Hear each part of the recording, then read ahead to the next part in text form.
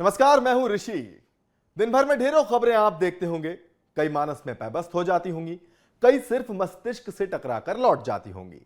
कुछ के मायने आपको फौरन समझ आ जाते होंगे, कुछ के निहितार्थ तत्काल आपको समझ में नहीं भी आते होंगे। आपकी सहूलियत के लिए बीएसटीवी लेकर आया है दिन भर की प्रमुख खबरों का निचोड़। खबर क्या है, क्यों है, इसका मूल मंतव्य क्या है, इसके पीछे की वजह क्या है, यह सारा विश्लेषण आपको सिर्फ आधे घंटे में देखने को मिलेगा। इसे देखिए तो आपकी दिन की बड़ी खबरों की जिज्ञासाएं यूं ही शांत हो जाएंगी। हर दिन इसी वक्त आपके लिए हम लेकर आते हैं खबरों का बेहतरीन विश्लेषण, ताकि आप भी कह सकें कि खबर तो यह है।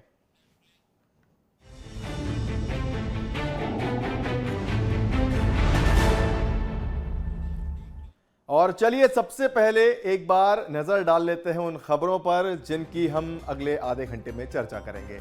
सबसे पहले बात होगी सिंग्रामपुर से चलने वाली सत्ता की। कैबिनेट बैठक का आयोजन दमोह के सिंग्रामपुर में होगा। इस खबर से जुड़ी हुई क्या कुछ खास चीजें हैं, क्या क्या मेन इवेंट्स यहां पर होने वाले हैं, उनकी जानकारी हम आपको देंगे।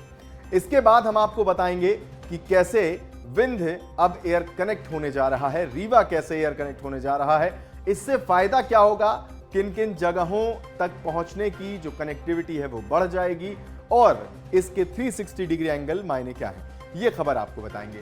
फिर हम आपको बताएंगे कि किस स्कूल को सजा मिलेगी। राजधानी भोपाल के एक निजी स्कूल से जुड़ा यह मामला है, एक बच्ची के साथ यौन शोषण की घटना, और उसके बाद फिर अब सरकार का क्या रुख है, क्या जो एक्शन लिया गया है उसका जिक्र इस पूरी खबर में। फिर हम आपको बताएंगे मध्य प्रदेश के कुछ प्रोफेशनल भिखारियों के बारे में। आप जानकर हैरान रह जाएंगे इन भिखारियों के बारे में जो दिन में भीख मांगने का काम करते थे और फिर रात को एक होटल में जाकर आराम से सो जाया करते थे। यह खबर आपके लिए जानना जरूरी है। इसके बाद हम आपको बताएंगे कि एमपी में नया उजाला कैसे फैल रहा है। प्रधानमंत्री सूर्य घर योजना एमपी में कैसे रंग ला रही है, मध्य प्रदेश इसमें कहां पर है, ये सब कुछ इस खबर में। और उसके बाद हम बात करेंगे कि लो यहां तो मंदिर ही चोरी हो गया, ये खबर कहां की है, मंदिर कैसे चोरी हो गया, ये पूरा वाकया कैसे सामने आया, ये सब कुछ होगा इस खबर में। तो मध्य प्रदेश की डॉक्टर मोहन यादव सरकार अब ग्रामीण अंचलों में जाकर जनहितकारी निर्णय ले रही है। इसी कड़ी में 5 अक्टूबर को दमोह जिले के सिंग्रामपुर में कैबिनेट बैठक होगी। दमोह जिले के सिंग्रामपुर गांव के नजदीक सिंगौरगढ़ का किला है। यह क्षेत्र रानी दुर्गावती की राजधानी के रूप में इतिहास में दर्ज है। वीरांगना दुर्गावती के 500वें जन्मशती वर्ष के अवसर पर उनके सम्मान में सिंग्रामपुर में कैबिनेट बैठक करने का निर्णय लिया गया है। राजधानी भोपाल के बाहर पहली कैबिनेट इस वर्ष जनवरी में जबलपुर में आयोजित हो चुकी है। अब इसी क्रम में सिंग्रामपुर में अगली कैबिनेट बैठक होने जा रही है। इसे लेकर दमोह जिला प्रशासन ने तैयारियां पूर्ण कर ली हैं। और अब आपको थोड़ा डिटेल में बताते हैं कि यहां पर होगा क्या क्या। तो मुख्यमंत्री बहनों से संवाद करेंगे।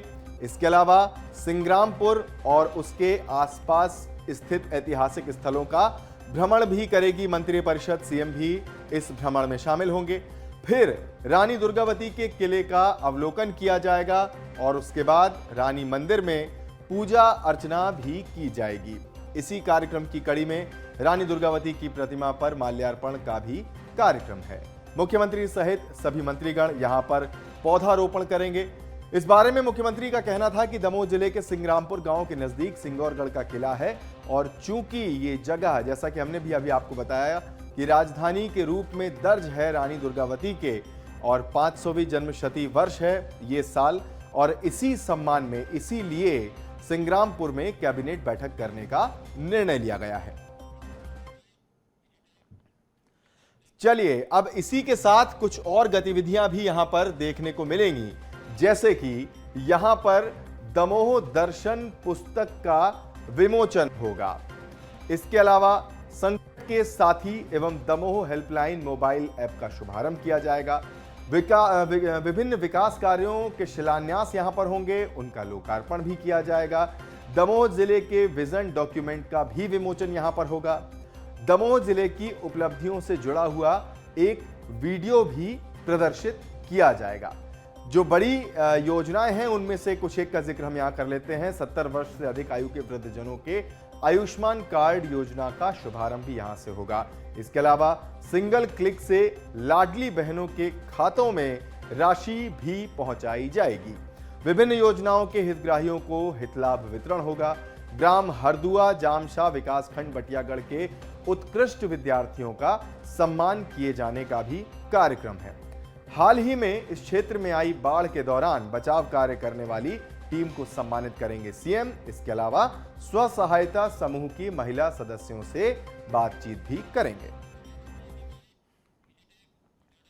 दरअसल मुख्यमंत्री बनने के बाद डॉक्टर मोहन यादव ने सबसे पहले यह निर्णय लिया था कि प्रदेश में नागरिकों की समस्याओं के निराकरण, सुशासन, विकास कार्यों और जन कल्याणकारी योजनाओं के मैदानी क्रियान्वयन की संभागवार समीक्षा बैठकें होंगी। मुख्यमंत्री ने पहली समीक्षा बैठक 17 सितंबर को उज्जैन मुख्यालय पर ली थी। इसी क्रम में अन्य संभागों में भी समीक्षा बैठकें ली जा रही हैं। मैदानी स्तर पर प्रशासनिक और योजनाओं के क्रियान्वयन की स्थिति को आंका जा रहा है और इसी क्रम में अब दमोह जिले की समीक्षा और अन्य गतिविधियों के विधिवत क्रियान्वयन के लिए सत्ता जो है वो सिंग्रामपुर से चलेगी। और विंध्य क्षेत्र से जुड़ी एक बड़ी खबर। विंध्य क्षेत्र में प्रस्तावित रीजनल इन्वेस्टर्स समिट से पहले रीवा एयरपोर्ट से हवाई कनेक्टिविटी शुरू होने के साथ ही मध्य प्रदेश को देश के प्रमुख शहरों से नई उड़ानें मिल सकती हैं। पिछले महीने ही director general of civil aviation यानी डीजीसीए ने रीवा एयरपोर्ट को हवाई सेवाओं के ऑपरेशन का लाइसेंस भी दे दिया है। चूंकि प्रदेश में अगली रीजनल इन्वेस्टर्स कॉन्क्लेव रीवा में होनी है, इसलिए सरकार की प्राथमिकता पूरे विंध्य क्षेत्र को हवाई कनेक्टिविटी से जोड़ना है। विंध्य एक ऐसा क्षेत्र है जो हवाई कनेक्टिविटी से अभी जुड़ नहीं पाया है, अधूरा रह गया था, लेकिन अब इस दिशा में जो सार्थक कदम है वो होते हुए दिखाई दे रहे हैं। गुरुवार को मुख्यमंत्री डॉक्टर मोहन यादव ने इस संबंध में केंद्रीय नागरिक उड्डयन मंत्री राम मोहन नायडू से दिल्ली में मुलाकात भी की थी। सीएम ने रीवा एयरपोर्ट पर ऑपरेशनल तैयारियों और मध्य प्रदेश सरकार की आगामी योजनाओं पर नायडू से चर्चा की थी। उन्होंने यहां एयर ट्रैफिक की संभावनाओं की जानकारी केंद्रीय मंत्री को दी थी और कहा था कि इससे विंध्य क्षेत्र की जनता को लाभ तो मिलेगा ही, खनिज और पावर सेक्टर में नए निवेश के द्वार भी खुल जाएंगे। और ये सब कुछ फायदेमंद कैसे होगा विंध्य के लिए, ये सब कुछ फायदेमंद कैसे होगा मध्य प्रदेश के लिए, अब हम थोड़ा सा उसको समझ लेते हैं। विंध्य क्षेत्र में आता है सिंगरौली, जो कि मध्य प्रदेश की पावर कैपिटल माना जाता है। ये power capital Singrauli Rewa airport के शुरू होते ही हवाई सेवा से जुड़ जाएगा। इसके अलावा रीवा के साथ ही सतना, सीधी, शहडोल और माइनिंग हब कटनी को भी इसका लाभ मिलेगा। मुख्यमंत्री ने भोपाल के राजा भोज एयरपोर्ट, ग्वालियर के राजमाता विजयराजे सिंधिया टर्मिनल और खजुराहो एयरपोर्ट से देश के विभिन्न हिस्सों में कनेक्टिविटी बढ़ाने की मांग और संभावनाओं पर राम मोहन नायडू से बातचीत भी की थी। सीएम डॉक्टर मोहन यादव ने नायडू को भोपाल से शुरू की गई पुणे और कोलकाता की नई फ्लाइट्स और 24 घंटे ऑपरेशन का लाइसेंस देने का आभार भी जताया था। हाल ही में मध्य प्रदेश की राजधानी भोपाल से रात 12 बजे पहली बार फ्लाइट ने टेक ऑफ किया था। मुख्यमंत्री ने भोपाल एयरपोर्ट के 24 घंटे ऑपरेशनल होने के बाद यहां से अंतर्राष्ट्रीय उड़ानें शुरू करने पर विचार करने का आग्रह भी किया। देश के बीचों बीच होने से भोपाल अंतर्राष्ट्रीय पर्यटकों के भारत आने के लिए सबसे मुफीद डेस्टिनेशन हो सकता है और यही वजह है कि यहां पर 24 घंटे ऑपरेशनल सर्विसेज के लिए धन्यवाद देने के साथ अब विंध्य से जुड़ी हुई ये बड़ी खबर कि कैसे कनेक्टिविटी बढ़ेगी और इसका फायदा सीधे विंध्य और मध्य प्रदेश को मिलेगा। अब थोड़ा सा रीवा की एयर कनेक्टिविटी को और डिकोड कर लेते हैं। रीवा हवाई पट्टी को दरअसल एयरपोर्ट के रूप में विकसित करने के लिए 1.5 साल पहले तत्कालीन केंद्रीय नागरिक उड्डयन मंत्री ज्योतिरादित्य सिंधिया ने 15 फरवरी 2023 को इसका शिलान्यास किया था। यहां हवाई पट्टी के 1400 मीटर के रनवे को विस्तार के बाद 2300 मीटर कर दिया गया। अब यहां से 72 सीटर विमानों का संचालन किया जा सकता है। 2000 मीटर से अधिक की हवाई पट्टी चाहिए होती है 72 सीटर विमानों के संचालन के लिए। मोहन सरकार की प्रदेश में निवेश बढ़ाने के लिए 5वीं रीजनल इंडस्ट्री कॉन्क्लेव इसी महीने 23 अक्टूबर को रीवा में होनी है। इसमें सिर्फ 19 दिन का वक्त बचा है। इस समिट में पूरे विंध्य क्षेत्र की छिपी हुई औद्योगिक संभावनाओं को उजागर करने का एक नया रास्ता दिखाई देता है। इसके अलावा इसका उद्देश्य औद्योगिक विकास की असमानताओं को दूर करना है। एयर कनेक्टिविटी इसके लिए एक महत्वपूर्ण पहलू है। औद्योगिक विकास तब तक हो पाना थोड़ा सा मुश्किल होता है कि अगर क्षेत्र में एयर कनेक्टिविटी नहीं है, और अब एयर कनेक्टिविटी की जो समस्या थी, जो नहीं हो पाने की समस्या थी, वो दूर होने जा रही है। सबसे बड़ी बात यह है कि जो विंध्य क्षेत्र है वो लाइमस्टोन का भंडार है। लाइमस्टोन जिसे चूना पत्थर भी कहते हैं, और इंडस्ट्रियल उपयोग इसका काफी ज्यादा होता है। सबसे ज्यादा इसका उपयोग जो है वो सीमेंट उत्पादन में होता है, और यही वजह है कि विंध्य क्षेत्र में तमाम सीमेंट उत्पादक कंपनियों के प्लांट स्थापित हैं। इसके अलावा सिंगरौली, उमरिया, शहडोल और अनूपपुर में कोयले के भंडार हैं, इसीलिए यह मध्य प्रदेश का थर्मल पावर हब भी है। कटनी बॉक्साइट, आयरन कोर और मार्बल खदानों के लिए जाना जाता है, यानी खनिज के रूप से विंध्य मध्य प्रदेश का सबसे जरूरी हिस्सा है। और एयर कनेक्टिविटी शुरू होने के बाद अब इस क्षेत्र के और विकसित होने की संभावनाओं का रास्ता खुलता नजर आ रहा है।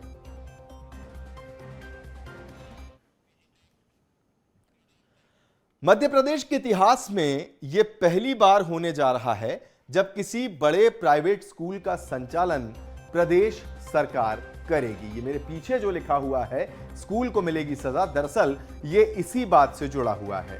राजधानी के एक स्कूल में पिछले दिनों 3.5 साल की बच्ची के साथ यौन शोषण हुआ था। घटना सामने आने के बाद सरकार ने पुलिस और एसडीएम से इसकी जांच करवाई थी। तब स्कूल को सील कर दिया गया था। अब आगामी सोमवार से इस स्कूल का संचालन फिर शुरू करने की कवायद की जा रही है। उसका कारण यह है कि यहां पर 300 से ज्यादा बच्चे रजिस्टर्ड हैं। यहां पर आरटीई, राइट टू एजुकेशन के तहत भी बच्चे पढ़ाई करते हैं। लिहाजा इन सभी बच्चों के भविष्य को देखते हुए इस स्कूल के संचालन की तैयारी दोबारा की जा रही है, लेकिन संचालन अब निजी हाथों में नहीं होगा। इस स्कूल की मान्यता अगले सत्र से नवीनीकृत नहीं की जाएगी। इस शर्मनाक घटना के बाद स्कूल प्रशासन की खामी भी सामने आई थी। जांच में यह भी सामने आया था कि स्कूल मामले को दबाने में लगा था। लिहाजा अब किसी भी सूरत में स्कूल को संचालन की जिम्मेदारी नहीं दी जाएगी। प्रस्ताव यह दिया गया है कि सरकार अब इस स्कूल का संचालन करेगी। तो आपको बता देते हैं कि इस स्कूल का नाम जो राजधानी भोपाल में है उसका नाम है रेड क्लिफ स्कूल। इस स्कूल में तकरीबन 324 बच्चे पढ़ते हैं, और इनमें से 79 ऐसे बच्चे हैं जो कि आरटीई के तहत एडमिशन लिए हुए हैं। आरटीई यानी राइट टू एजुकेशन। कलेक्टर कार्यालय द्वारा मिली सूचना के मुताबिक एसडीएम की जांच के बाद 6 सदस्यीय जांच कमेटी ने यहां पर जांच की थी। इसके बाद एक रिपोर्ट तैयार की। रिपोर्ट बाद में कलेक्टर को सौंपी गई। एक मासूम के साथ यौन शोषण का यह पूरा मामला है। इस पूरे मामले के संज्ञान में आने के बाद टीम गठित किया जाना और टीम द्वारा एक रिपोर्ट तैयार कर कलेक्टर को सौंपी गई। इस पूरे घटनाक्रम के बाद हुआ यह कि कलेक्टर कौशलेंद्र विक्रम सिंह ने सरकार को अब एक प्रस्ताव भेजा है कि स्कूल का संचालन निजी तरीके से न किया जाए, बल्कि सरकारी तरीके से स्कूल का संचालन हो और जिला शिक्षा अधिकारी ये जिम्मेदारी उठाएं।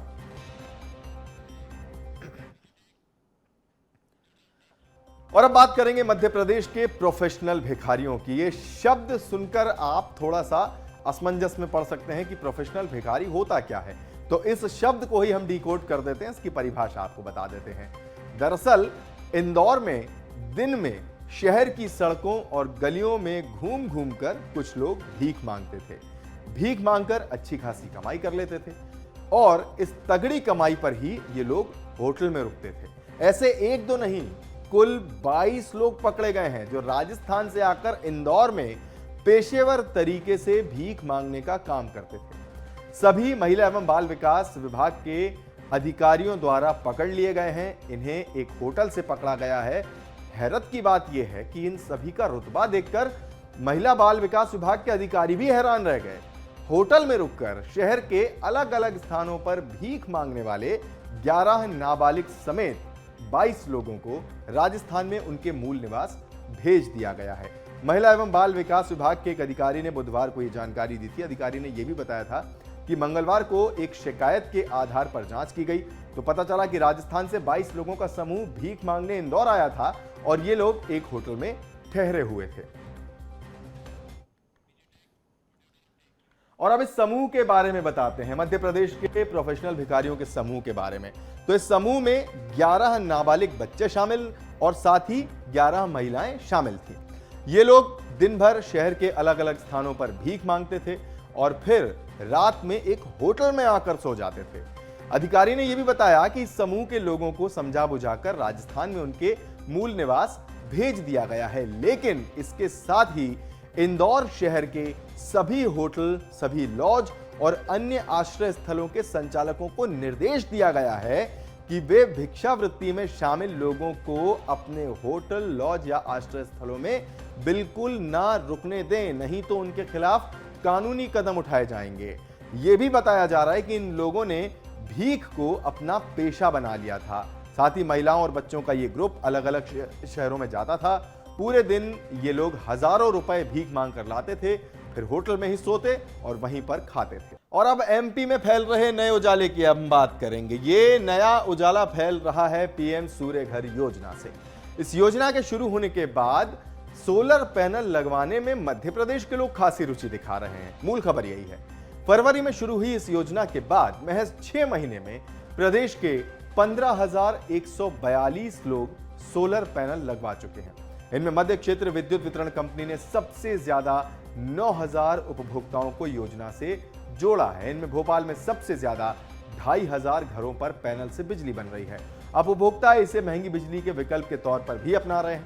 आपको बता दें कि प्रदेश की तीनों बिजली कंपनियों द्वारा अभियान चलाकर लोगों को इसके लिए प्रोत्साहित किया जा रहा है। ये सिलसिला जारी रहा तो कुछ ही महीनों में प्रदेश में सूरज से 40 मेगावाट से अधिक बिजली बनना शुरू हो जाएगी।